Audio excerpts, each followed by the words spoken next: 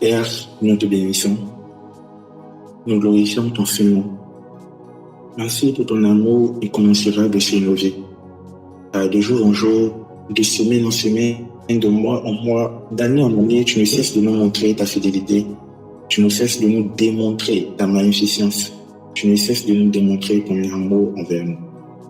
Père, nous n'avons rien mérité, mais tu nous as tout donné. Et c'est pour cela que ce soir encore, nous te célébrons pour qui tu es, pour ce que tu fais et pour ce que tu accordes. Gloire te soit rendue au siècle des siècles.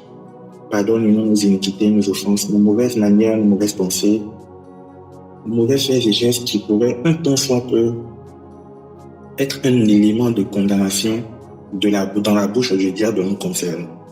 Qui pourrait un temps soit peu être un élément d'accusation dans la bouche du diable nous concerne. Papa, on se sort encore, nous comptons sur ta grâce. Uniquement sur ta grâce. Uniquement sur ta grâce. Que l'intellect humain ne prenne pas place. Que la sagesse humaine se taise. Que l'éloquence humaine ne soit pas ce qui est vu, ce qui est manifesté nous. Mais que les paroles qui donnent la vie. Que les paroles qui communiquent de ta vie à toi. Que ces paroles-là nous soient accordées en ce soir. Seigneur, je ne veux être qu'un canal. Je ne veux être que celui-là par qui tu passeras pour dispenser ton message, ta parole. Mais Seigneur, s'il te plaît, fais-toi entendre pour ce peuple. Parce que ce peuple a besoin de toi, ce peuple a besoin d'un mot, d'une parole, d'une sagesse, d'une révélation, d'une clé pour leur destinée, pour la suite des temps. Et ta parole le dit, c'est toi qui as les paroles de la vie. Alors, à qui irons-nous, Seigneur? Saint-Esprit, ce soir, s'il te plaît, permets que ce ne soit pas une rencontre de plus, mais que ce soit la rencontre pour des personnes qui sont venues te chercher. Que ce ne soit pas une séance de plus de gestion des ressources du royaume, non, mais que ce soit la séance pour la vie d'une personne. Que ce ne soit pas un programme de prière de plus, que ce ne soit pas un temps d'enseignement de plus, mais que ce soit, Père, le déclenchement du processus d'exaucement, de miracle et d'accomplissement de tes promesses dans la vie des personnes ici présentes. Saint-Esprit, viens glorifier Jésus. Saint-Esprit, viens glorifier Jésus. Saint-Esprit, viens glorifier Jésus. Saint-Esprit, viens glorifier Jésus. Saint-Esprit, viens glorifier Jésus. Afin que l'honneur, la gloire, l'adoration, l'élévation, la louange, la magnificence nous reviennent à lui et à lui seul, pour le siècle des siècles. Amen. Amen. Amen. Amen. Est-ce que tu peux acclamer Jésus? Est-ce que tu peux acclamer Jésus? Amen. Alors tu vas prendre ce temps, tu vas juste écrire bonsoir cher ami, bonsoir cher frère, bonsoir chère sœur. Tu vas écrire rapidement, salut quelqu'un. Si on était ensemble dans une salle, c'est ce qu'on aurait fait, tu te serais peut-être déplacé pour saluer quelqu'un. Peu importe le groupe dans lequel tu es, que ce soit sur Meet, sur WhatsApp, le groupe de formation, peu importe, écris quelque part là-bas. Bonsoir enfant de Dieu, bonsoir bien-aimé, bonsoir famille, bonsoir chers frères et sœurs. Merci Saint-Esprit. Merci Saint-Esprit.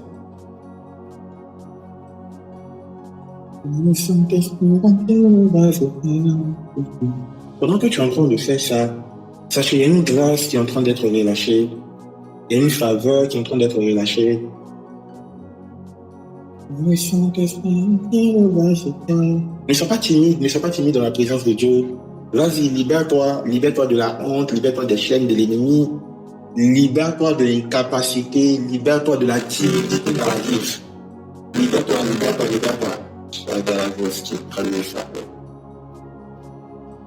Pour recevoir et bénéficier des richesses enfouies. Ce soir, nous partons un peu, nous tirons un peu vers la conclusion. C'est pas forcément ce soir qu'on va faire la conclusion, mais nous tirons un peu vers la conclusion.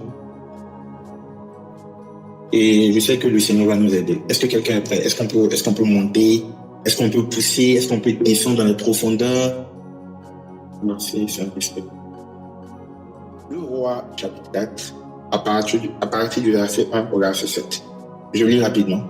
Une femme d'entre les femmes des fils des prophètes cria à Élisée en disant, ton serviteur, mon mari, est mort. Et tu sais que ton serviteur craignait l'Éternel. Or, le créancier est venu pour prendre mes 2 enfants et en faire ses esclaves. 2. Élisée lui dit, que puis-je faire pour toi? Dis-moi, qu'as-tu à la maison? Elle répondit, ta servante n'a rien du tout à la maison qu'un vase d'huile. Et il lui dit, va demander au dehors des vases chez tous tes voisins, des vases vides, ils n'en demandent pas un petit nombre. Quand tu seras rentré, tu fermeras la porte sur toi et sur tes enfants. Tu verseras dans tous ces vases et tu mettras de côté ceux qui seront pleins. Alors elle le quitta. Elle ferma la porte sur elle et sur ses enfants et ils lui présentèrent les vases. Et elle versait. Lorsque les vases furent pleins, elle dit à son fils, présente-moi encore un vase. Mais il lui répondit, il n'y a plus de vase. Et l'huile s'arrêta. Elle alla et le rapporta à l'homme de Dieu et il lui dit, va vendre-lui et paie ta dette. Et tu vivras, toi et tes fils, de ce qui restera. Amen. Alors, c'est un passage assez intéressant. Normalement, j'avais prévu d'utiliser les 2 passages en parallèle.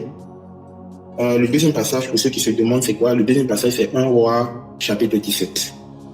Ok, 1 Roi, chapitre 17. Il y a même un troisième passage que je veux vous donner. Il se trouve dans Genèse. Il se trouve dans Genèse, chapitre 3, voilà. Genèse, chapitre 3. Mais on ne va pas le lire parce que c'est un passage que tout le monde connaît déjà. Par contre, si la technique peut m'aider à afficher 1 Roi, chapitre 17, voilà. Le passage qui parle de la veuve de Sarepta. Donc, je disais, Genèse chapitre 3, on ne va pas le lire parce que c'est une histoire que tout le monde connaît. On parle du serpent qui a rusé. On parle de la chute, en fait, de l'homme. L'homme en tant qu'humanité, Adam et Ève. Mais je veux attirer vraiment notre attention sur quelque chose avant d'aller un peu plus loin. Quand on lit la Bible, quand on lit bien la Bible, quand on lit le livre de Genèse, on voit que au Genèse chapitre 2, verset 8, la Bible dit, puis l'Éternel Dieu planta un jardin en Éden du côté de l'Orient, et il mit l'homme qu'il avait formé. Et l'Éternel Dieu fit pousser du sol des arbres de toute espèce, agréables à voir et bons à manger, et l'arbre de vie au milieu du jardin, et l'arbre de la connaissance du bien et du mal. Verset 9 dit, Dieu fait pousser du sol des arbres de toute espèce, agréables à voir et bons à manger, et l'arbre de vie au milieu du jardin, et également l'arbre de la connaissance du bien et du mal. Maintenant, le chapitre 3 de Genèse dit, au verset 4, non, on va lire au verset 1. Le serpent était le plus rusé de tous les animaux des champs que l'Éternel Dieu avait fait, et il dit à la femme, Dieu a-t-il réellement dit, vous ne mangerez pas de tous les arbres du jardin? Et la femme répondit au serpent, nous mangeons du fruit des arbres du jardin, mais quant au fruit de l'arbre qui est au milieu du jardin, Dieu a dit, vous ne mangerez point et vous n'y toucherez point. Alors, le serpent dit à la femme, enfin, de peur que vous ne mouriez. Et au verset 4, le serpent dit à la femme, vous ne mourrez point, mais Dieu sait que le jour où vous en mangerez, vos yeux s'ouvriront et que vous serez comme des dieux connaissant le bien et le mal. En fait, aujourd'hui, je voudrais attirer un peu l'attention des lecteurs de la Bible sur une réalité. Et après, on va shifter dans 2 Rois. Mais si je ne fais pas cette introduction-là, tu ne vas pas comprendre. Est-ce que quelqu'un peut écrire, je veux comprendre? Qu'est-ce qui se passe? Il se passe que, au chapitre 2, lorsque Dieu crée la végétation, il crée beaucoup d'arbres, beaucoup de plantes, beaucoup de choses. Ok, ça va. Et la Bible dit au milieu du jardin. Ça, c'est pour ceux qui, dans la Bible, on met au verset 9. Il est écrit au milieu du jardin, Dieu a placé l'arbre de vie, virgule, et l'arbre de la connaissance du bien et du mal. Maintenant, au chapitre 3, Satan, il cause avec notre Ève et il lui dit, est-ce que Dieu vous a dit de ne pas manger les arbres? En fait, il vient remettre en cause toute la création. C'est-à-dire, l'interdiction concernait que l'arbre du milieu. Mais le problème, c'était que non seulement il y avait deux arbres au milieu du jardin, mais en plus, Satan ne parlait pas, enfin, le serpent ne parlait pas seulement de l'arbre du milieu, il est venu pousser Ève à une conversation en élargissant le sens de ce que Dieu a dit. C'est-à-dire quoi? Dès le moment où Ève allait répondre, non, Dieu n'a pas dit ça, Satan allait avoir, en fait, le serpent allait avoir une suite pour pouvoir rebondir. Je ne sais pas si vous comprenez. Si le serpent venait juste et il disait, Ève, est-ce que les deux arbres qui sont au milieu, Dieu a dit de ne pas manger? Peut-être Ève aurait répondu oui ou non. Mais il a élargi et il dit, est-ce que Dieu vous a dit de ne pas manger tous les arbres qui sont dans le champ? Naturellement, Dieu n'a pas dit ça. Donc à partir de là, qu'est-ce qui se passe? Ève est obligée de répondre non. C'est pas là que je m'en vais, mais je voulais attirer ton attention sur quelque chose. Et le truc, c'est quoi? C'est qu'on se rend compte qu'il y a deux arbres au milieu du jardin, deux arbres. L'arbre de la vie et l'autre arbre, c'est l'arbre de la connaissance du bien et du mal. Quand on lit la suite de l'histoire, on voit tout de suite que au verset 5, non, au verset 4 d'abord, la Bible dit, alors le serpent dit à la femme, vous ne mourrez point, mais Dieu sait que le jour où vous en mangerez, vos yeux s'ouvriront et que vous serez comme des dieux, connaissant le bien et le mal. Je ne sais pas si vous remarquez comme moi, au verset 3 même pour revenir d'abord, non, au verset 2, la femme répondit au serpent, nous mangeons du fruit des arbres du jardin. Mais quant au fruit de l'arbre qui est au milieu du jardin, c'est-à-dire, normalement, il y a deux arbres au milieu du jardin, d'après ce qui est écrit. Il y a deux arbres au milieu du jardin. Mais quant au fruit de l'arbre, la femme maintenant dit, quant au fruit de l'arbre qui est au milieu du jardin, il est interdit d'y toucher. Ça, c'est vraiment pour ceux qui aiment la lecture de la Bible. C'est vraiment pour ceux qui aiment prêter attention aux choses de la Bible. Quand on lit le chapitre 2, il y a deux arbres au milieu du jardin. Mais quand on vient au chapitre 3, c'est comme si Satan et puis Ève sont en train de parler d'un seul arbre. Mais bizarrement, quand Satan répond maintenant, Satan leur dit non, tu ne vas pas mourir si tu manges le fruit de l'arbre qui est au milieu. Mais qu'est-ce qui va se passer? Tu vas devenir comme Dieu et tu connaîtras le bien et le mal. Famille, il y a deux arbres au milieu. Il y a un arbre qui est l'arbre de la vie et il y a un arbre qui est l'arbre de la connaissance du bien et du mal. Ève dit, Dieu a dit de ne pas manger l'arbre qui est au milieu.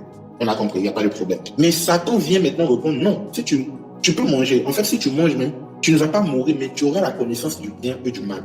Pourtant, il y a deux arbres. Il y a un arbre qui fait connaître le bien et le mal, et il y a un autre arbre qui donne la vie.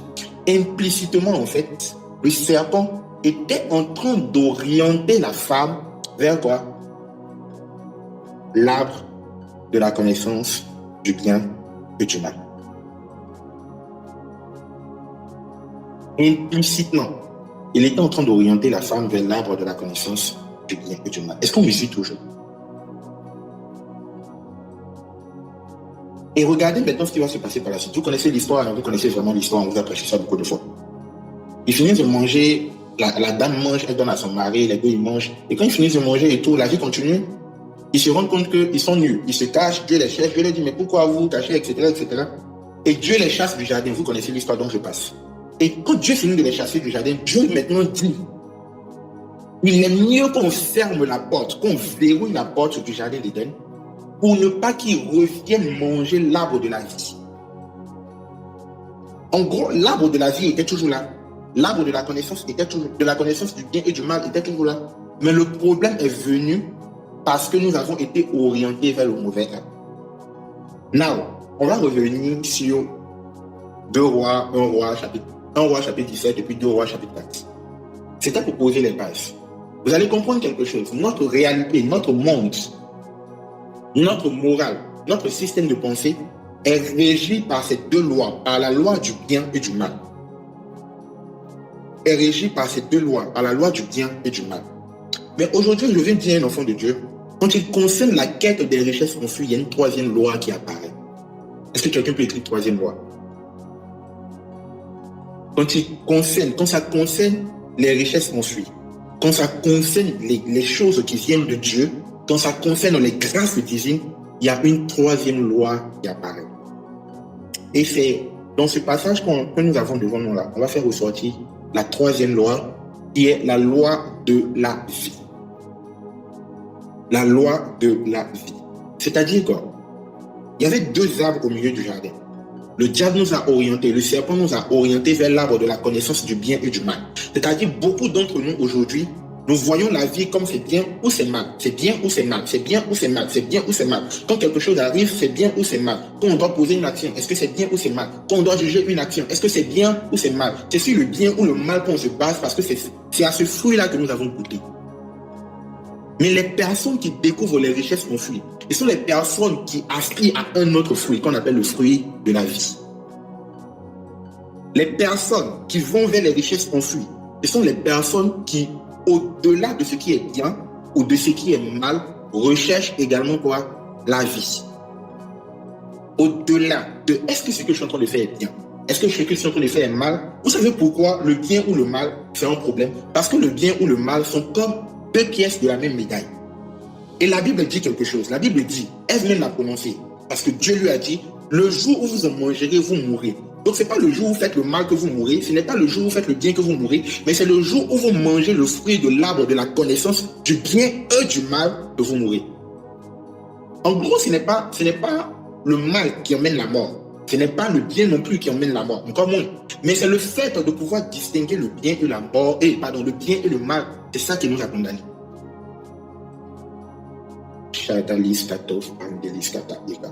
Je ne sais pas si des gens arrivent à suivre où on est en train de partir. Ce n'est pas le mal qui est le problème. Non, ce n'est pas le bien ne peut pas être un problème non plus pour Dieu. Bon, par moment.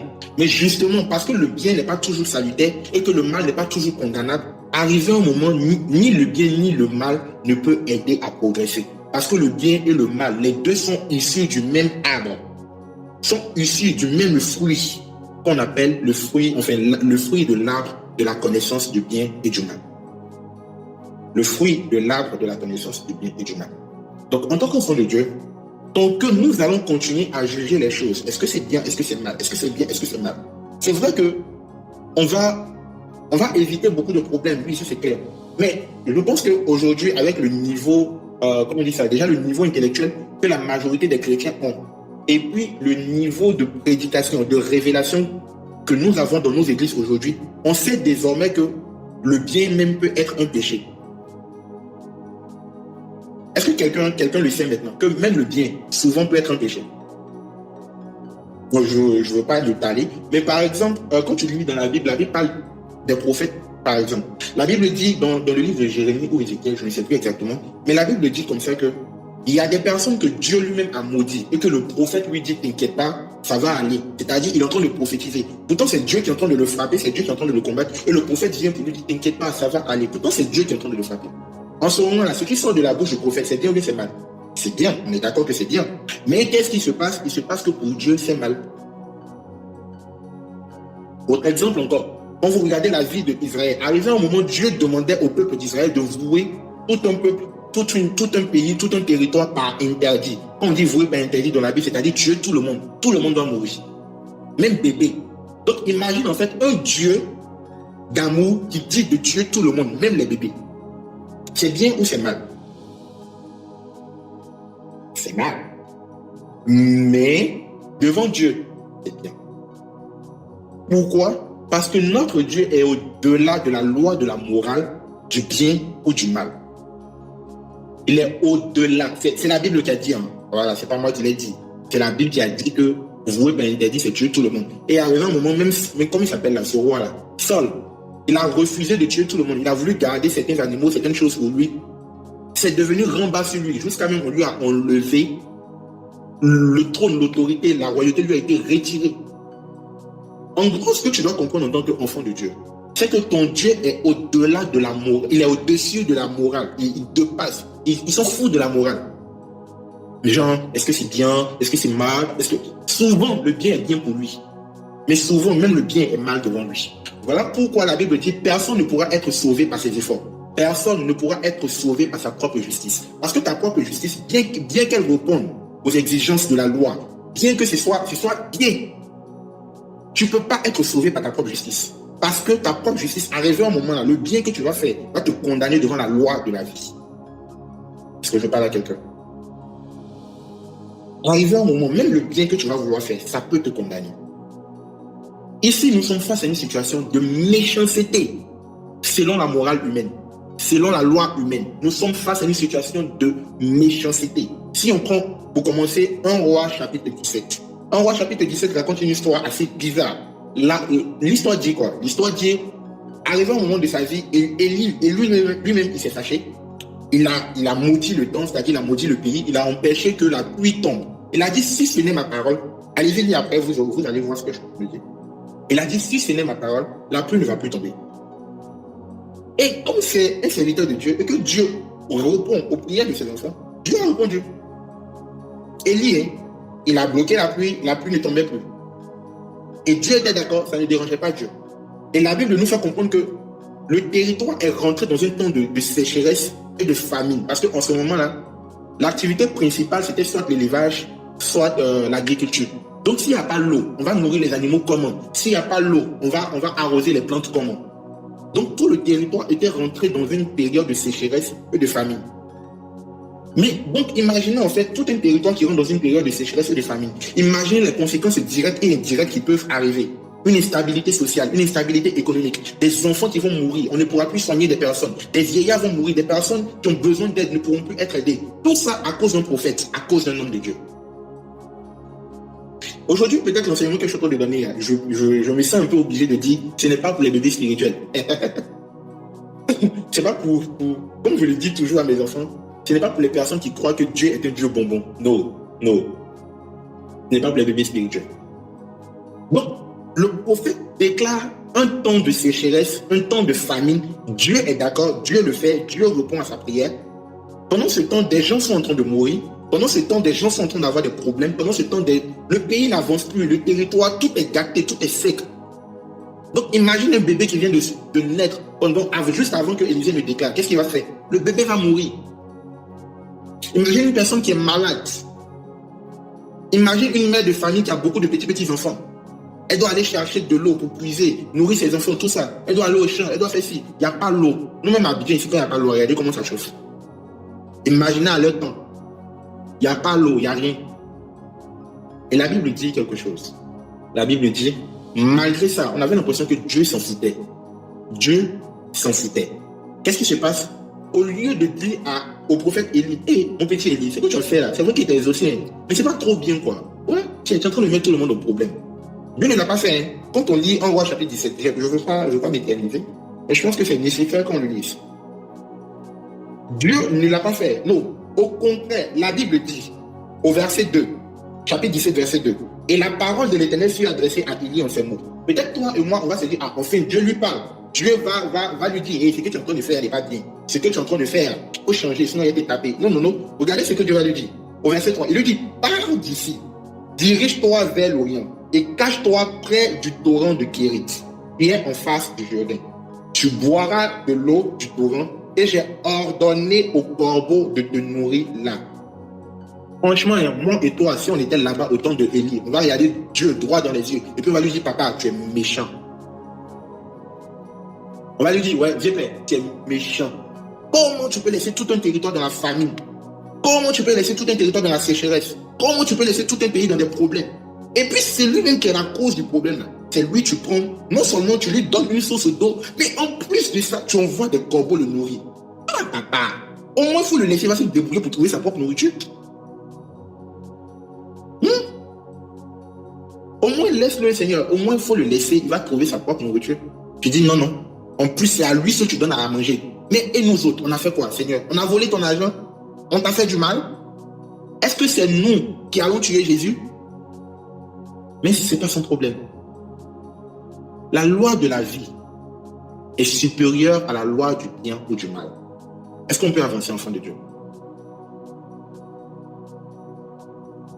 Et la Bible dit, arrivé un moment, Élie, il a mangé il a bu jusqu'à, même le Jourdain est devenu sec. Quand c'est devenu sec, là, normalement, moi et toi, à ce stade, on va dire, enfin, Dieu a entendu nos prières. Enfin, le méchant Élie, tonton Élie, lui aussi va mourir. Lui aussi, il va rester. Nous tous, on va connaître la même souffrance, on va connaître la même douleur. Mais regardez ce que Dieu lui dit, au verset 7. Mais au bout d'un certain temps, le torrent fut à sec, car il n'était point tombé de pluie dans le pays. Au verset 8, Dieu lui dit encore, lève-toi, va à Sarepta, qui appartient à Sidon, et demeure là. Voici, j'ai ordonné une femme veuve de te nourrir. Est-ce qu'on peut relire le verset 9? Lève-toi, va à Sarepta, qui appartient à Sidon, et demeure là. Voici, j'y ai ordonné à une femme veuve de te nourrir. Non, souvent, c'est méchant. Parce que, regardez le décor. Le décor, c'est quoi? Tu as créé problème. Dieu a trouvé première solution pour toi. Le problème que tu as créé est venu dater la première solution que Dieu a trouvée pour toi. En plus de ça, Dieu trouve une deuxième solution. Première solution, on était fâché, mais on n'a pas parlé. Deuxième solution, on n'est pas fâché. On est fâché, mais on ne parle pas encore. Mais regardez là où ça va faire mal. Une veuve. Élie, une veuve. Son mari est mort. Elle n'a pas mari. Elle n'a personne pour prendre soin d'elle. Et quand on lit la suite, on voit que ses enfants sont petits. Elle n'a pas mari. Elle a 2 enfants bien petits là. C'est elle qui en prend soin. Et c'est toi qui as dit, il ne faut pas, la pluie va tomber pendant des années. Ce n'est pas nous qui l'avons dit, c'est toi qui l'as dit, Élie. Si tu as faim, il faut prier ton Dieu, la pluie va tomber. Quelle manière de mettre tout le pays dans un bas. Quelle manière. Et au verset 10, la Bible dit, il se leva et alla à Sarepta. Comme il y arrivait à l'entrée de la ville, voici, il y avait là une femme veuve qui ramassait du bois. Il l'appela et il dit, va me chercher, je te prie, un peu d'eau dans un vase afin que je boive. Au verset 11, et elle alla en chercher. Il l'appela de nouveau et il dit, apporte, désolé, je me suis perdu, apporte-moi, je t'en prie, je te prie un morceau de pain dans ta main. Et elle répondit, l'Éternel ton Dieu est vivant. Je n'ai rien de cuit. Je n'ai qu'une poignée de farine dans un pot et un peu d'huile dans une cruche. Voici, je ramasse 2 morceaux de bois, puis je rentrerai et je préparerai cela pour moi et pour mon fils. Elle avait un enfant, excusez-moi, et pour mon fils. Nous mangerons, après quoi nous mourrons. Nous mangerons, après quoi nous ferons quoi? Nous mourrons. Nous mangerons, après quoi nous mourrons. Cette femme-là vient de nous décrire sa situation. C'est-à-dire, en temps normal, elle-même elle a des problèmes financiers. Elle-même elle n'a pas suffisamment d'argent. Elle-même elle ne s'en sort pas dans la vie. Ça, c'est un temps normal. Maintenant, toi, Élie, tu es venu prophétiser la sécheresse. Tu es venu compliquer la vie des gens. Tu es venu compliquer la vie des gens. Tu es venu appeler, invoquer la famine dans le pays. Et puis, c'est toi qui as fait. Normalement, tu ne dois pas avoir fait. Normalement, tu ne dois pas avoir fait. Selon la loi du bien et du mal, on est d'accord que ce qu'Élie est en train de faire ici, là, c'est méchant. Est-ce qu'on est d'accord que c'est méchant? Et puis, regardez un truc. Donc, j'ai lu la Bible, je ne sais pas si vous avez fait attention ici, mais à aucun moment, c'est vrai que Dieu a dit à Élie, Élie va à Sarepta, je vais préparer une veuve qui va te nourrir et tout. Mais à aucun moment, on ne voit un verset qui mentionne que Dieu est parti vers la veuve pour dire, madame, il y a quelqu'un qui va venir vers toi, quand il va arriver, il faut le nourrir. À aucun moment. Absolument aucun moment. Lui a dit à Élie. Donc, naturellement, si ce n'était pas la Bible, là, on peut même dire que c'est Élie qui a inventé ça. Un genre, il s'est levé, il a dit, bon, qu'est-ce que je vais manger aujourd'hui? Ok, je vais me lever, je vais marcher pour aller vers Sarepta. La première personne que je vais croiser, là, c'est la personne qui va me donner ma nourriture. On est d'accord en fait. Si ce n'était pas la Bible qui l'a dit, ça là, qu'est-ce qui prouve que c'est Dieu qui a parlé? C'est Élie seul qui a entendu la voix de Dieu. D'ailleurs, même Dieu ne peut pas faire ce genre de choses. Dieu n'est pas méchant comme ça, il ne peut pas dire ce genre de choses. Une femme qui n'a rien à manger, qui a un enfant en plus, il lui reste juste sa dernière nourriture. Tellement c'est la dernière nourriture, elle dit elle va manger et puis elle va mourir. C'est fini. Elle va manger et puis elle et puis son enfant ils vont mourir. Ils attendent la mort, c'est fini. Donc Dieu ne peut pas dire ça. Au contraire, Dieu, toi Elia, si Dieu t'envoie, normalement il doit te dire, il faut aller tuer un animal, il faut aller chercher la nourriture au fond là-bas, et puis tu vas apporter à une veuve. Parce que c'est elle qui est dans le besoin, c'est toi qui as créé le problème. C'est elle qui est dans le besoin. Ça, c'est la mentalité du bien et du mal. Ça, c'est la loi du bien et du mal. Mais dans la loi de la vie, la femme qui est dans le besoin, c'est encore à elle de donner. La femme est dans le besoin, mais c'est encore à elle de donner. Ne vous méprenez pas, hein. On est encore en train de parler des richesses conflictuelles. On est en train de partir vers la conclusion. Voilà. On est en train de parler des... C'est pas évangélisation. Mais en même temps, il faut profiter pour donner ta vie à Jésus. D'ailleurs, là, vous voyez qu'il y a une partie où on donne sa vie à Jésus ici. Vous allez voir. Amen, amen.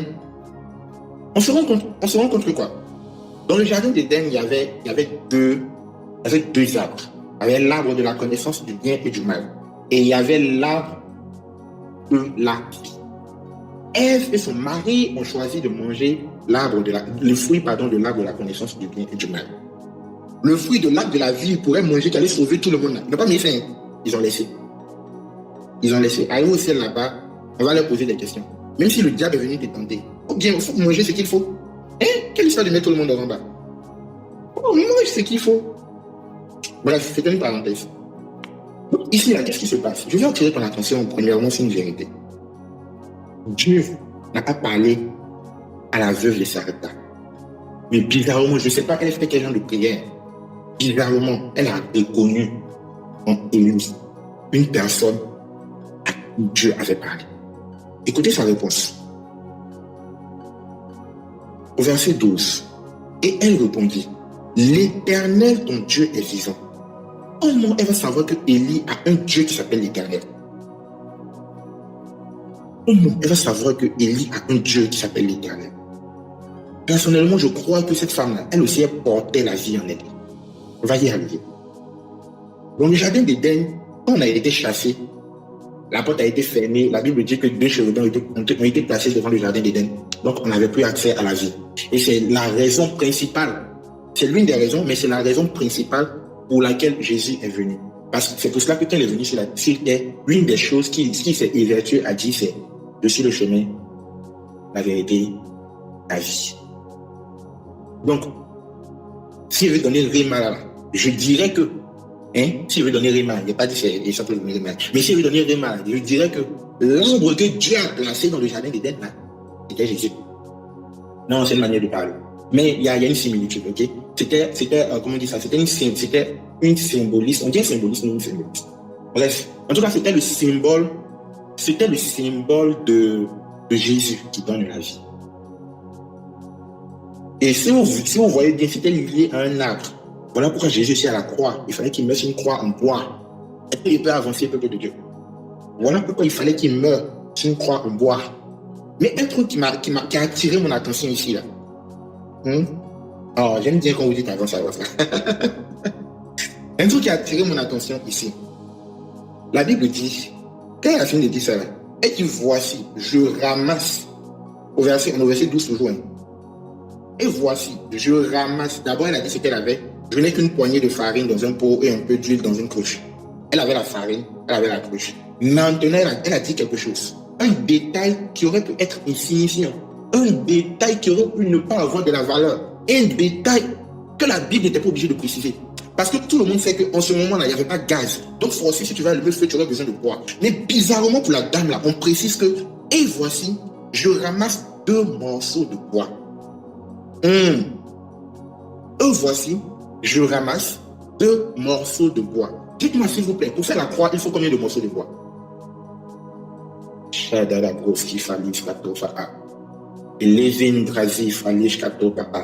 Pour faire la croix, il faut 2 morceaux de bois. En fait, cette dame-là était rentrée dans une révélation de Christ. Elle était rentrée dans le système de la vie.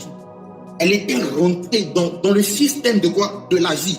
Elle était en précisant les bois, en précisant qu'il lui fallait 2 morceaux de bois. Elle venait de se rattacher à quelque chose qui existait depuis l'éternité. Elle venait de se connecter à l'arbre de la vie qui est dans le jardin d'Éden et au bois de la croix, les 2 bois de la croix sur lesquels la vie personnifiée devait être répandue. Les 2 bois de la croix. Quand Élie a entendu ça, quelque chose s'est déclenché en lui. Au départ, il était venu demander la nourriture seulement. Au départ, c'était un cocon, c'était un mendiant. Au départ, Dieu ne lui a rien dit. Au départ, il n'avait pas prévu même bénir la dame. Il n'avait pas prévu relâcher une onction. Mais lorsqu'il a croisé l'identité remarquable de la vie en elle, écoutez ce que la Bible dit. Et Élie lui dit au verset 13, ne crains point, rentre et fais comme tu as dit, c'est-à-dire exactement ce que tu as décrit, le processus de cuisson que tu as décrit, fais-le et apporte-moi d'abord avec cela un petit gâteau.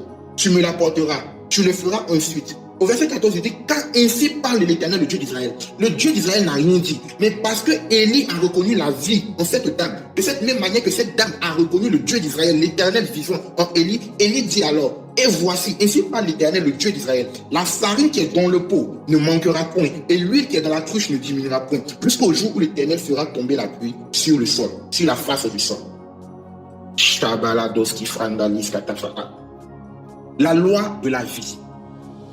Et Melish Katofa, Lis Katofa, la loi de la vie fait partie des principes primordiaux, des éléments phares, des éléments clés par lesquels Dieu donne de la richesse à ses enfants, par lesquels Dieu pousse ses enfants brutalement, désordonnement, dans des grâces, dans des potentiels, dans des richesses, dans des trésors enfouis. Parce que toute personne qui se base sur la loi du bien ou du mal, toute personne qui va juger, moi il me reste 5 000. On dit non, il y a cotisation. On dit non, il y a telle personne qui a besoin d'aide. On dit non, il y a. Tu dis, il me reste 5 000 pour la semaine. Tu as raison, tu as tellement raison. Tu as vraiment raison. Mais tu as raison seulement quand tu te bases sur la loi du bien et du mal. Parce que lorsque tu vas entrer dans la loi de la vie, oh non, non, non. Tu ne vas pas voir Élie comme un mendiant, mais tu vas voir Élie qui est poussé par le Dieu d'Israël.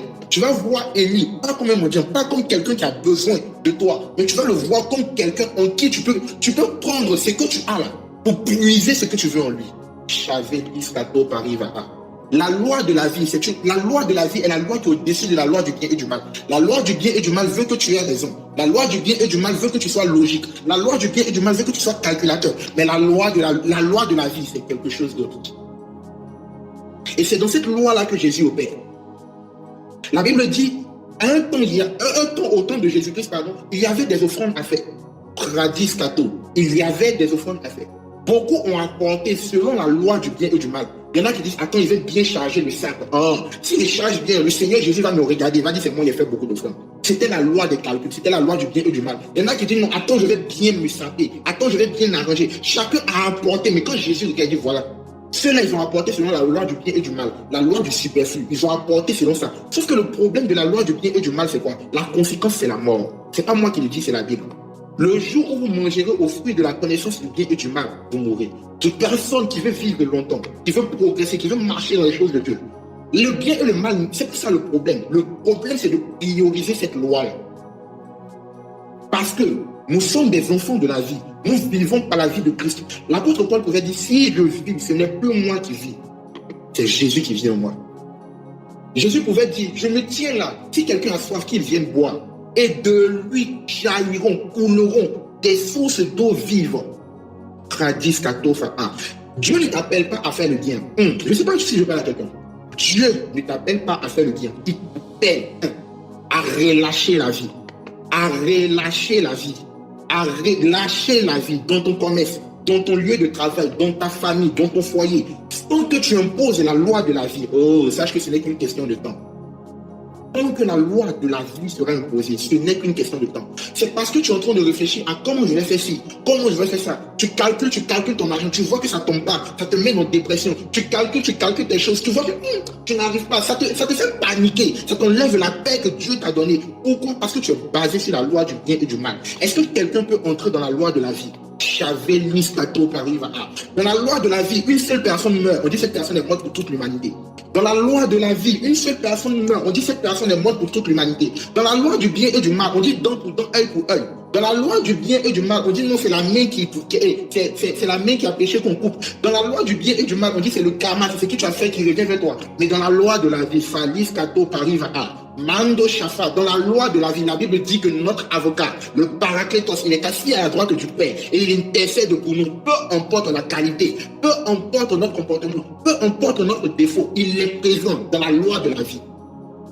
Chevelis Kato Kapa. Beaucoup de personnes, vous voulez vous baser sur la loi du bien et du mal. La loi de cette connaissance, c'est pas mauvais, non, mais souvent c'est limité. Souvent ça ne suffit pas. Il n'y a pas suffisamment de ressources, il n'y a pas suffisamment de comment dire ça, de substance à l'intérieur. Non, ça ne suffit pas.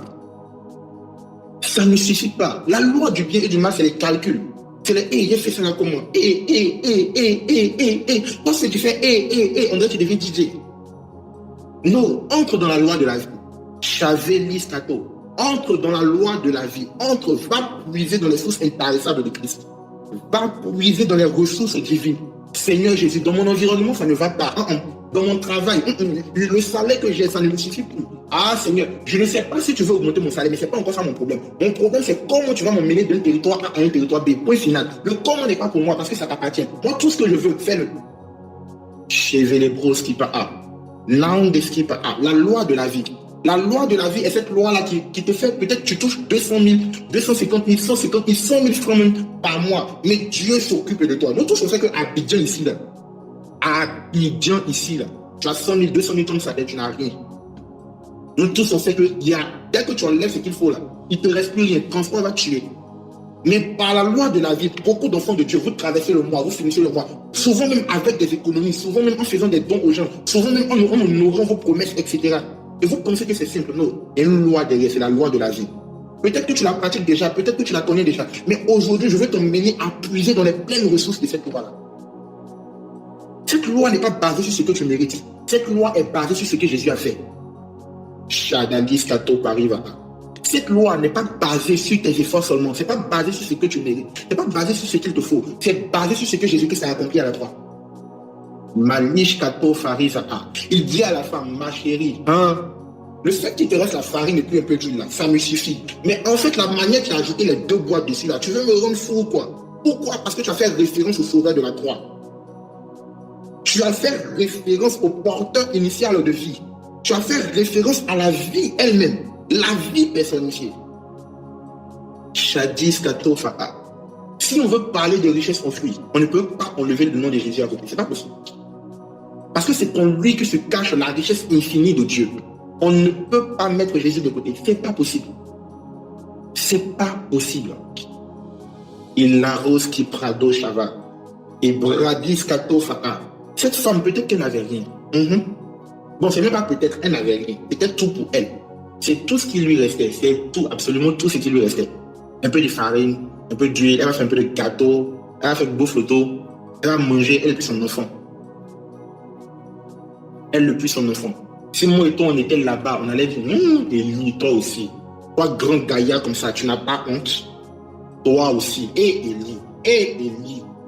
Élie. Vous les prophètes là. Tu vois quelqu'un qui est en train de souffrir comme ça. Vous les prophètes là, est-ce que je parle à quelqu'un? Vous les prophètes là, tu vois quelqu'un qui est en train de souffrir comme ça là. Tu lui dis non, elle est en train de te donner encore critique elle là. Tu veux la tuer? Tu veux tuer son enfant? Beaucoup d'entre nous allons le dire. Même moi-même peut-être qu'elle allait le dire. Laissons affaire de homme de Dieu. Même moi-même peut-être qu'elle allait le dire aussi. Et elle dit, viens père, c'est vrai que tu es prophète, mais tu exagères. Tu exagères. Moi, il y a certains de mes enfants ici, ils sont là. Et ils veulent me faire des réformes souvent. Je leur dis, au fond, tu veux faire là. Moi, j'ai pas envie de le prendre. C'est eux qui disent non, il faut qu'on ne peut pas avoir pitié. Et, parce que je sais que tu n'as pas. Souvent, tu finis de me faire au fond, j'ai envie de te dire, bon, tiens, au moins laisse-moi payer ton nom que tu as pâti. Pourtant, je sais que si je fais ça, ils sont en train d'annuler ton offre. Moi-même, je sais ça. Mais j'ai tellement pitié de toi, selon la loi du bien et du mal. J'ai tellement mal. Il y en a qui viennent me voir. Et puis, c'est moi qui leur donne. Je ne fais pas, bon, parce que je pense avoir l'amour, mais aussi à cause de la loi du bien et du mal, sur laquelle nous avons été, je vais dire, formatés. Donc, tu veux faire quelque chose, tu dis non, la personne fait pitié. Imaginez en fait si Élie avait eu pitié de cette femme. Imaginons s'il avait eu pitié de cette femme. Et elle finit de lui dire non, il me reste qu'un peu de farine, un peu d'huile. Vraiment, c'est tout ce qui me reste. Et puis il dit, Yako, bon d'accord, il est parti chez une autre personne. Il est parti chez la voisine, il est parti chez le voisin. Oui, il a avancé un peu devant là-bas. C'est vrai qu'elle allait avoir son dernier repas, mais elle allait mourir, elle, depuis son temps. C'était fini. Elle allait avoir ce repas-là. Ce repas qu'elle a dit que c'est tout ce qui nous reste. Ils allaient le manger, mais ils allaient mourir dedans. C'est fini. C'est fini. La loi de la vie est supérieure à la loi du bien et du mal. Il y a un homme de Dieu dont on m'a raconté l'histoire. C'est un homme de Dieu, c'est un évangéliste, je pense. C'est un évangéliste. Je ne sais pas s'il était portugais ou espagnol, un truc comme ça. En tout cas, c'était un homme de Dieu de renom. On le connaissait pour sa prédication, pour son amour. On le connaissait pour ces choses-là. Un bon homme de Dieu, quoi. Vraiment pas de controverse, pas de complications. Tranquille, c'était un gars flex de son compte. Mais qu'est-ce qui se passe? Un jour, on lui emmène un malade, en plein programme, en public comme ça. On lui emmène un malade. À ce qui paraît, la personne souffrait du cancer. Ouais. Ce qui paraît. La personne souffrait du cancer, un peu comme ça. Donc la personne était couchée, ils ont fait coucher la personne devant lui. On dit homme de Dieu, elle est malade. Toi et puis moi, on dit quelqu'un est malade. Nous on fait quoi? On prend huile d'onction. On verse sur la personne, c'est ce que la Bible a dit. Ou bien on impose la main à la personne, on met la main sur son front, on met la main sur ses pieds, on fait les trucs là. Et puis on prie dans le nom de Jésus. Tout esprit de maladie, tout esprit de cancer. Et puis c'est ça non? Je déclare la guérison. On fait ça. Mais lui, un coup comme ça, le Saint-Esprit lui dit, il faut lui donner coup de poing. Donne-lui coup de poing. Il écoute. Quoi? Donner coup de poing. Donner coup de poing à qui? On dit à la dame qui est couchée devant toi qui est malade là. Donne-lui un vrai coup de poing. Donc qu'est-ce qu'il fait? En même temps, il dépose le micro, il charge un vrai Kamehameha, il met ça de fond. Un vrai coup de poing. Hein? J'ai dit que tout le monde était étonné, tout le monde était choqué. Mais c'est quoi ça là? Et bizarrement, il finit de lui donner le coup de poing, rien ne se fait. Il finit de lui donner ce merveilleux coup de poing là, il n'y a rien. Vous voyez, quand tu reçois un coup dans le ventre, tu sautes et puis tu te lèves. Elle a eu cette réaction, et puis c'est rouge encore. Le Saint-Esprit lui dit encore. Et puis il dit relevez la Seigneur. Il dit relevez-la. Tout le monde regarde Daddy. Hey Daddy, c'est quoi ça là? Daddy, c'est quoi? Daddy, tu es sûr que c'est Dieu qui te parle? Daddy, tu es sûr que tu es un homme de Dieu? Daddy. Tout le monde a commencé à se poser des questions. Tout le monde a commencé à regarder Daddy. Finalement, ils ont relevé la dame. Il a lancé encore un bon coup de poing. Encore. Elle a siffloté encore. Et à ce niveau-là, je pense que dans sa maladie, tellement ça n'allait pas, elle n'arrivait même plus à se lever pour marcher. Donc à ce niveau, il lui dit lève-toi, marche. Lève-toi, marche. Elle ne peut pas. Non seulement la maladie la va dire, maintenant quand ton coup de poing la mis KO. Le Saint-Esprit lui dit encore. Famille, il a relancé encore le coup de poing. Il a lancé encore. Boum. Cette fois-ci, après, elle s'est levée. Elle s'est levée pour de vrai. Et la maladie n'était plus là. La maladie était partie. La maladie était partie. C'est fini. Selon la loi du bien et du mal, il devait prier pour elle. Il devait mettre une onction sur elle. Il devait la serrer dans ses bras, lui donner beaucoup d'amour. Ça, c'était la loi du bien. Il devait faire ça. Oh, Miyako, oh, tu souffres tellement. Oh, Seigneur Jésus, s'il te plaît, prends pitié de ta servante. Elle souffre tellement. Mais dans la loi de la vie, à l'instant T là, la rivière d'eau qui voulait couler, ça voulait couler un bon coup de poing. Que dis-je, 3 bons coups de poing. Ça devait couler par de merveilleux coups de poing, de vrais pays. Et c'était moi et toi. Vous êtes sûr que, peu importe notre position, que tu sois le malade ou la malade, que tu sois l'homme de Dieu ou la servante de Dieu, est-ce que tu allais accepter cette situation? En tout cas, moi, il sait qu'il n'allait pas accepter. Moi, je le sais. Au fond de moi, je le sais. Cette situation-là, non, j'avais peut-être 90% de chances de la refuser. Et puis c'était moi le malade. Peut-être que moi et l'homme de Dieu, on allait finir par là. C'est quoi cette sauvagerie? Tu es homme de Dieu, mais tu es boxeur. Hein? Je suis venu chercher la guérison, mais je suis venu mourir. Tu veux me tuer? Au moins laisse les parents me voir mourir doucement. Y'a quoi? Mais c'était ça le système de la vie à l'instant T.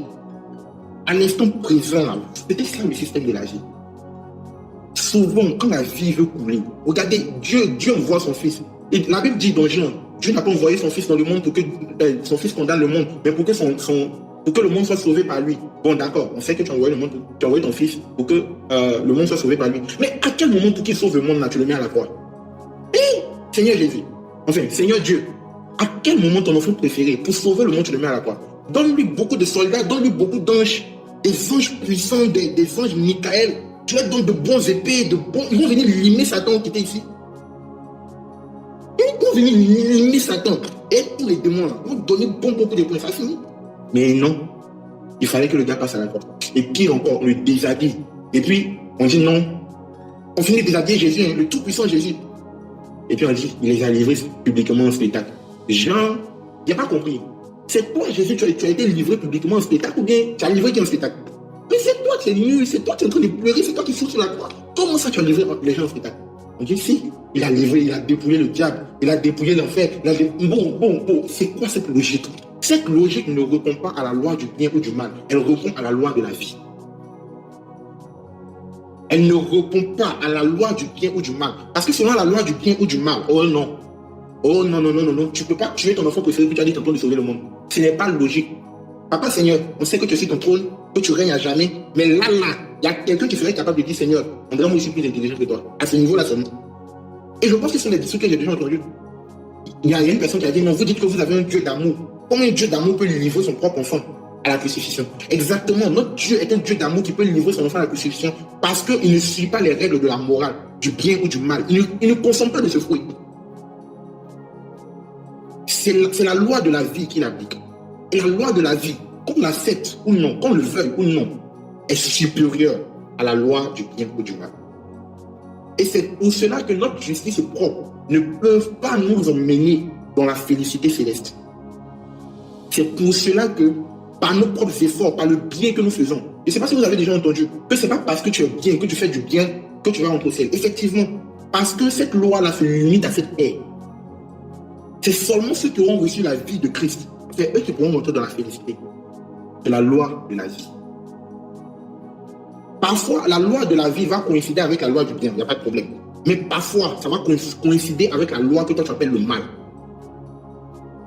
La Bible dit, la loi dit aux Juifs de ne pas manger tel animal, de ne pas manger tel animal, de ne pas manger tel animal. Mais lorsque la loi de la vie est arrivée, Dieu envoie des animaux impurs devant Pierre. Et puis il lui dit, Pierre, lève-toi et mange. Tue et mange, tue et mange, tue et mange. Pierre dit, Seigneur, depuis que je suis né là, je n'ai jamais mangé quelque chose d'impur. Dieu dit, c'est pas mon problème. Ici là, moi il a dit que c'est plus. Pourquoi tu as dit que c'est pas plus? Comment tu peux déclarer impur si que moi l'Éternel j'ai déclaré plus? Parce que Pierre était encore dans la loi du bien et du mal. Il était dans la loi du bon ou du mauvais. Pourtant, Dieu était dans la loi de la vie. Dieu était dans la loi de la vie. Certaines richesses, enfants de Dieu. Je ne veux pas cibler, je ne veux pas rester sur le cadre des offrandes, des sacrifices, je veux élargir. Mais pour que vous compreniez que certaines richesses, certains trésors répondent à la loi de la vie. Et la loi de la vie se manifeste comme une folie par moment. Comme quelque chose d'irrationnel, comme quelque chose de tu es bête, comme quelque chose de on te manipule, comme quelque chose de tu n'es pas très intelligent, comme quelque chose de donc tu allais à l'école comme ça, là, c'est pour devenir comme ci, comme ça, comme quelque chose de attends, donc tout école tu as fait, tout diplôme tu as fait là, c'est pour faire ça là. Donc tes parents t'ont envoyé à l'école là, c'est pour être comme ci, c'est pour être comme ça. On pourrait peut-être dire à une autre femme, tes parents t'ont envoyé à l'école là, c'est pour devenir femme au foyer. Hein? Mais quand tu es dans la loi de la vie, quand tu es dans la loi de la vie, tu sais que c'est vrai que j'ai tel diplôme, mais dans la loi de la vie, dans le système divin, je suis appelé à quelque chose qui n'a rien à voir avec mon diplôme. Tu le sens au fond de toi. Tu le sens au fond de toi. Dans la loi de la vie, c'est quand tu croises un monsieur. Oh, là, je parle aux jeunes dames. C'est quand tu croises un monsieur, il a la voiture, il a des choses qui font briller tes yeux. Tu dis, lui là. Et puis, lui, il te dit, ma petite, un coup seulement, il change ta vie. Il n'y a pas beaucoup. Hein. Il y en a, mais ils te disent, je veux bisous seulement. Il change ta vie. Mais tu sais au fond de toi que la loi de la vie est contre ça. Parce que dans la loi de la logique, du bien ou du mal, si tu donnes un coup là, qui va savoir? Personne ne va savoir. À l'église là-bas, là, si tu dis non, tu as croisé un monsieur qui t'a donné 1 million, personne ne va savoir. Au contraire, tu vas rendre témoignage, tu vas déposer l'argent dans le panier d'offrande. Ton pasteur lui-même il sera content. Tout le monde sera content. Tout le monde sera content. Mais la Bible dit, ce sont des choses qui apportent la mort. Dieu dit, ce sont des choses qui apportent la mort. Ce sont des choses qui apportent la mort. Ce sont des choses qui apportent la mort. Et donc la loi de la vie va t'obliger à refuser. Pour dire, c'est vrai que l'argent que tu me proposes, ça peut vraiment changer quelque chose. Mais je préfère ma galère. Je préfère ma galère. Je suis désolé. Dans la loi de la vie, Kando Chaval Miskato. Vous ne savez pas si ça l'a été dit, parce qu'il fait que les vidéos sont sur YouTube maintenant. Dans la loi de la vie, par moment, ce sont des situations qui vont venir vers toi. Je vais dire ça calmement, en parenthèse. Ce sont des situations qui vont venir vers toi. Aux gens, ça va ressembler à de la marmaille. Ça va ressembler peut-être même, par moment, à du vol. On va dire, ça là, est-ce qu'on peut prendre? Ça là, est-ce qu'on peut pas prendre? Ça là, est-ce qu'on peut prendre? La loi du bien et du mal va te dire non, tu ne peux pas prendre, il faut laisser. Mais la loi de la vie va te dire, vas-y, prends. C'est pour toi que j'ai destiné cette chose. C'est pour toi que j'ai permis que cette personne peut-être vole de l'argent et puis oublie ça ici ou bien dépose ça ici. Ou bien c'est pour toi que j'ai permis que... Bref, est-ce que les enfants de Dieu sont prêts? La Bible dit, il donne aux méchants d'amasser. Il fait quoi? Il donne aux méchants d'amasser.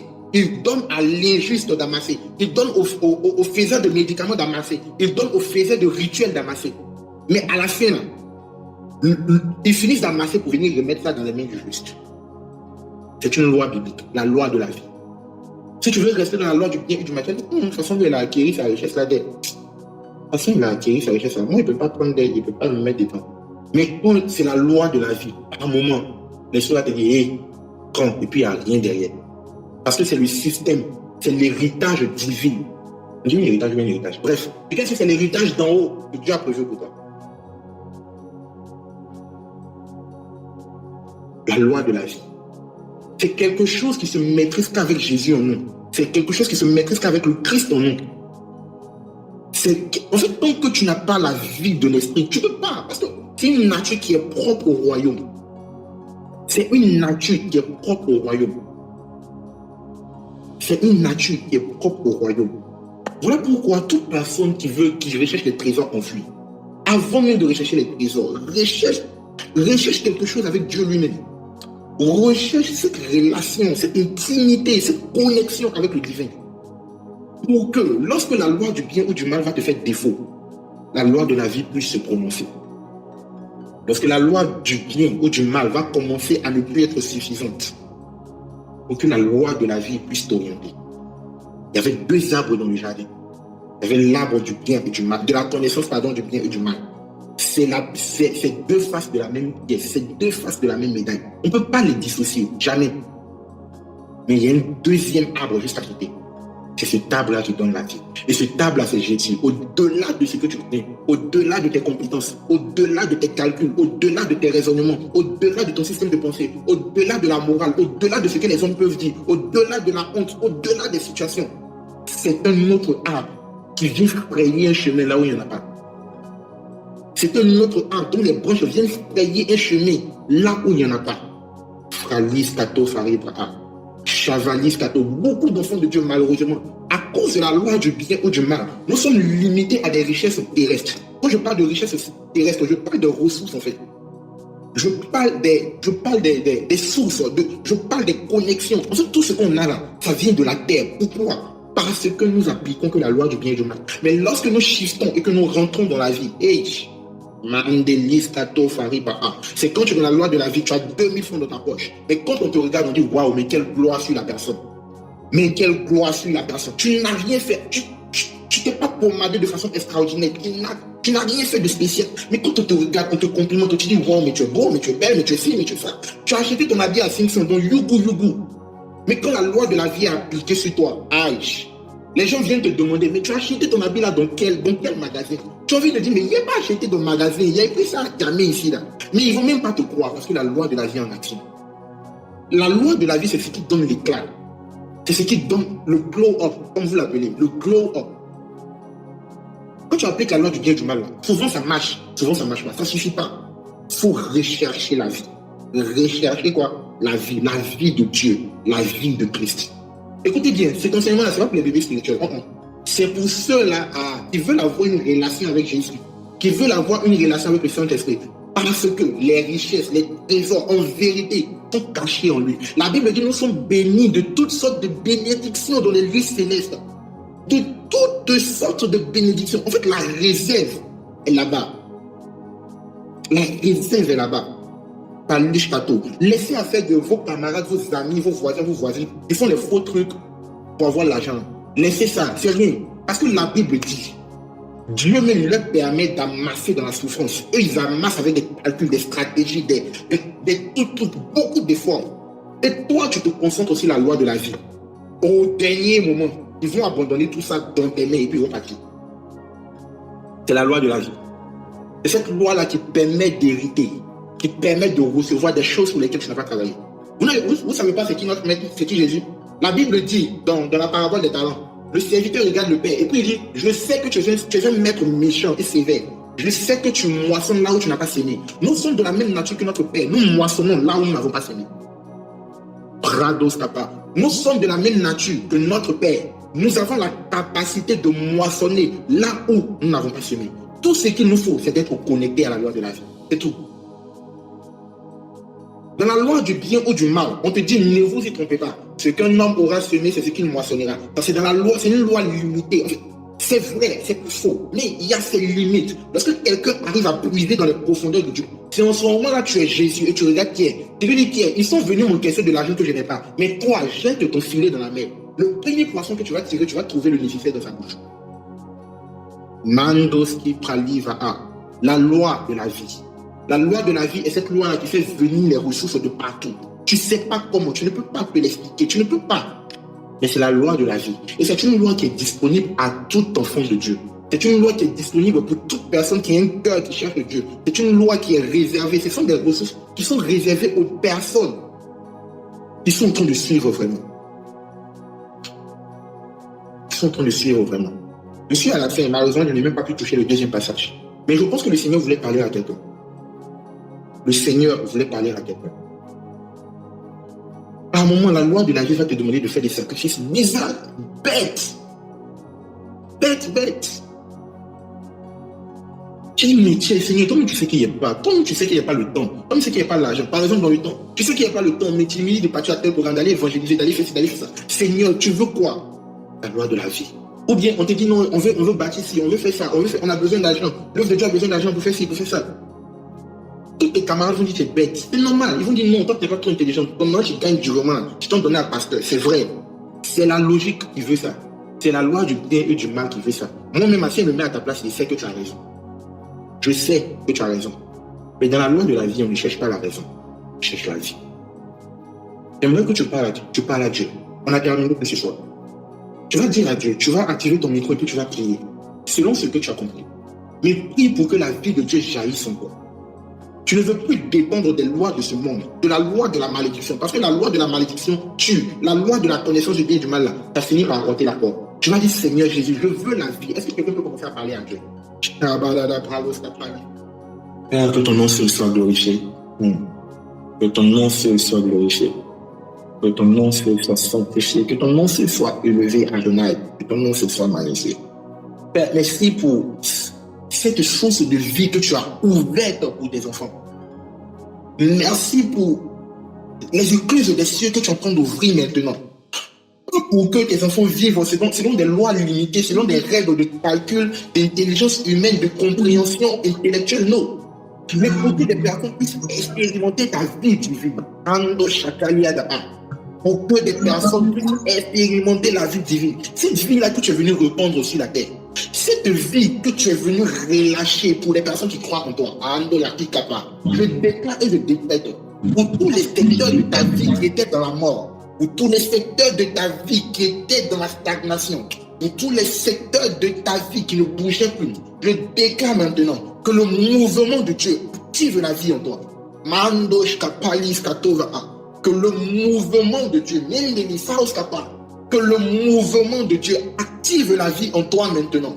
Et tous les secteurs de ta vie, tous les domaines de ta vie, que ce soit spirituel, que ce soit physique, que ce soit médical, que ce soit financier, que ce soit professionnel, que ce soit social, que ce soit marital, je déclare maintenant que la mort n'a plus de place. Que la mort n'a plus de place. Que la mort n'a plus de place. Parce que la Bible me dit qu'il a vaincu la mort. En fait, s'il a vaincu la mort, c'est parce qu'il est la vie en personne. Je déclare maintenant que la vie de Dieu se manifeste en toi. Que la vie de Dieu se manifeste en toi. Je ne sais pas dans quel domaine de ta vie tu continues de lutter. Je ne sais pas dans quel domaine de ta vie tu continues de forcer avec ton intelligence, avec tes ressources, avec tes compétences. Mais je viens t'annoncer ce soir, là où tes compétences n'ont pas suffi, là où ton autorité n'a pas suffi, là où ta force n'a pas suffi, là où ton intellect n'a pas suffi, là où tes qualifications n'ont pas suffi. La vie de Dieu s'active maintenant. La vie de Dieu s'active maintenant. La vie de Dieu s'active maintenant. Ibrados Kappa. Il est écrit que le voleur ne vient que pour détruire, pour dérober. et pour voler. Mais le Fils de Dieu est apparu afin de donner la vie, mais la vie en abondance à ses enfants. Je ne sais pas dans quel domaine de ta vie tu es limité. Tu es obligé de te contenter, tu es obligé de faire avec, de manager, parce que tu n'as pas suffisamment de ressources, parce que tu ne possèdes pas suffisamment, parce que tu n'as pas suffisamment de revenus, d'entrée. Je déclare maintenant que la vie d'abondance, l'abondance qui se trouve dans la vie de Christ, maintenant se rattache à toi au nom de Jésus. Laïchantoski praliva et katakatoski traliskatafa. Pour les personnes qui avaient besoin de vie dans leur santé, tu avais besoin de vie dans ta famille, tu avais besoin de vie dans ton entourage, tu avais besoin de vie peut-être même dans ton foyer, dans ta relation amoureuse. J'ai une bonne nouvelle à t'annoncer. Je viens t'annoncer maintenant. Et la hausse là où la loi a sémé la mort, là où ton insuffisance a sémé la mort, là où l'humain a sémé la mort, là où ton caractère peut-être même a sémé la mort, je viens t'annoncer maintenant que la vie prend le relais, que la vie de Dieu prend le relais, que la vie de Dieu prend le relais, que la vie de Dieu prend le relais. Les richesses maintenant enfouies, que tu as cherché par tes propres compétences, mais tu as été épuisé avant de les trouver. Les richesses de Dieu cachées, les trésors cachés, que tu as cherché avec tes forces, mais que tu n'as pas pu. Regarde, je viens t'annoncer maintenant que l'énergie divine vient booster ta productivité. L'énergie divine vient booster tes compétences. L'énergie divine vient booster tes capacités. L'énergie divine vient booster tes accomplissements. Toutes les lois qui parlent contre toi, Andos qui arrive toutes les lois qui parlent contre toi, que ce soit les lois du sang, que ce soit les lois de ta famille, que ce soit les hôtels qui avaient été bâtis, que ce soit les lois de ta désobéissance, que peu importe la loi qui parle contre toi, chez les Falis Katopa, ma Bible me dit que la miséricorde triomphe du jugement. La Bible me dit que on l'a fait tomber, on l'a vaincu par le sang de l'agneau, et par le témoignage de leur bouche, l'accusateur de nos frères. Et je déclare et je décrète maintenant toute voix du monde spirituel, toute voix du monde physique qui t'accuse, qui te condamne, que ces voix se taisent maintenant au nom puissant de Jésus.